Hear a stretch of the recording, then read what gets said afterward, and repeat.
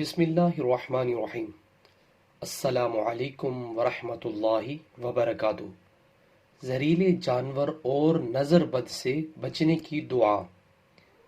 اعوذ بکلمات اللہ التامۃ من کل شیطان وہامۃ ومن کل عین لامہ۔ ترجمہ: میں اللہ کے کامل کلمات کے ذریعے پناہ چاہتا ہوں ہر شیطان، زہریلے جانور اور ہر زر رساں نظر کے شر سے۔